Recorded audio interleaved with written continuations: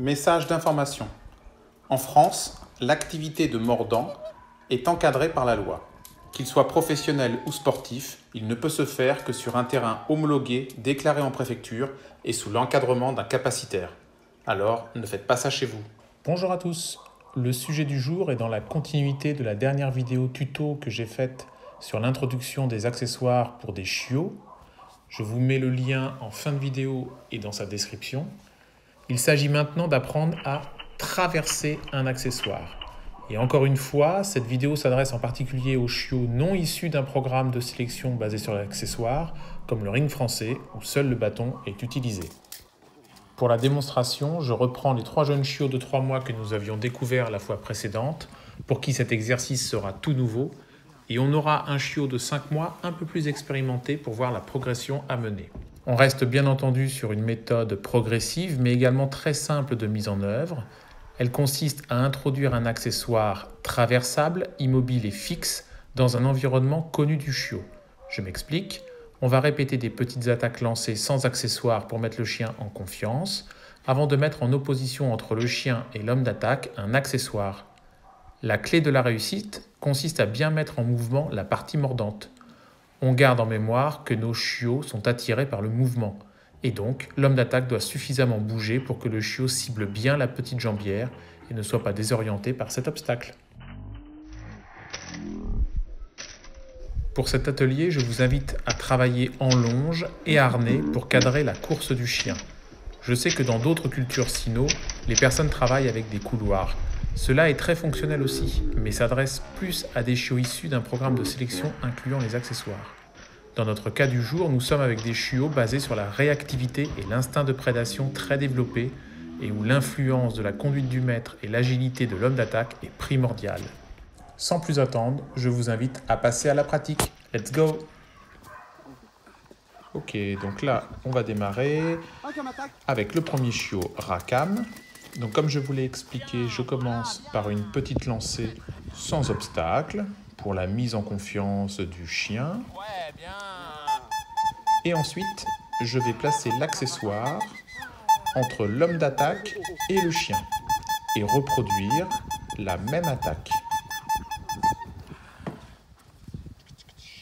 Voilà, pendant que je place l'obstacle, je motive bien le chien et je mets en évidence la petite jambière et je reste en mouvement pour focaliser l'attention du chien. Et au moment où il arrive, je recule pour l'aspirer et le faire accélérer lors du franchissement de l'obstacle. Facile.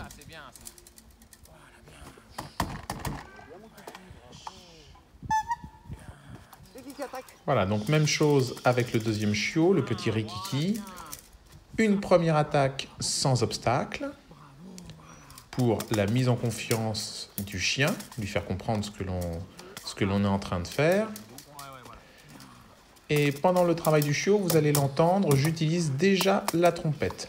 À la fois, cela fait un divertissement sonore, mais en même temps, c'est déjà aussi pour l'habituer au son et éviter un possible conditionnement trompette égale cessation. Donc voilà, maintenant je place l'obstacle. Je vais motiver le chien dès que Roman m'a envoyé la petite jambière. Voilà, il utilise le nom du chien pour la cessation, impeccable. Hop, il envoie et là je vais focaliser toute l'attention du chiot sur la jambière, sur moi et la jambière. Une fois qu'il est bien sur moi, au moment où Roman va venir avec le chien, donc il l'amène, ce que nous on appelle en training, c'est-à-dire progressivement, voilà, je l'aspire pour le faire accélérer au franchissement d'obstacle. Alors là, nous sommes avec le petit Raphaël, même chose, un premier mordant sans obstacle. Je fais aussi mon petit déconditionnement sur le son de la trompette. Et ensuite, on va pouvoir passer au travail de l'obstacle. Alors, j'ai gardé cette petite séquence vidéo car on fait une erreur, même une double erreur. Après l'excitation du chiot, je suis à la fois trop loin de l'obstacle et Roman qui tient Raphaël, il est quant à lui trop près de l'obstacle. Et comme le chien avec l'excitation, il tourne sur lui-même, à aucun moment, il peut se focaliser sur la jambière pour traverser l'obstacle. Et ça lui donne l'envie de tourner. Vous voyez, là, par excitation, il fait la toupie. Et quand il va partir, eh ben, ça lui donne envie de contourner l'obstacle et pas de le franchir. Bon, heureusement, la longe, et c'est là toute l'utilité, permet de le guider et de l'obliger à passer à travers l'obstacle. Mais il aurait fallu plus de courses d'élan. Et c'est ce que l'on va faire sur la prochaine séquence.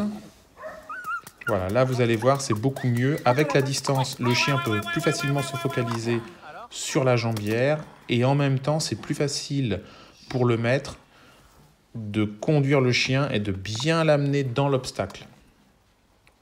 Pour ne pas qu'il y ait cet effet de contournement.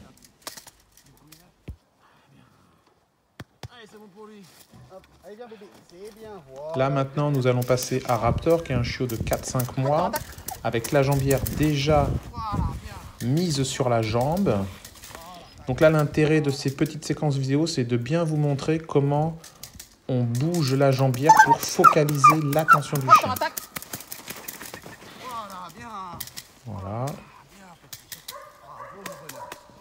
Alors là Raptor il connaît déjà le franchissement d'obstacles. Vous voyez, Roman motive beaucoup. Et ensuite, regardez, il bouge bien sa jambe pour bien attirer le chien. Et il recule au dernier moment pour aspirer le chien et lui faire franchir l'obstacle. Voilà, même chose sur l'autre jambe, puisqu'on travaille toujours gauche-droite, jamais qu'un seul côté. Donc là, vous voyez l'intérêt de la longe et du harnais, cela permet de guider le chien pour être bien sûr qu'il traverse l'obstacle. Voilà. Et bien sûr, après, avec la tension de la longe, on contrôle la morsure et le positionnement du chien, qui doit être intérieur, pas extérieur.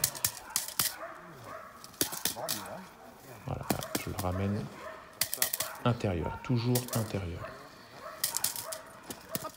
Même chose avec un autre accessoire, puisqu'il est important de varier les accessoires que vous utilisez à l'entraînement. Et toujours bien garder ce principe de motiver et de bien montrer la jambière au chien pour ne pas qu'il regarde l'accessoire. Voilà. Maintenant, c'est à vous de jouer. Merci de votre attention. À bientôt.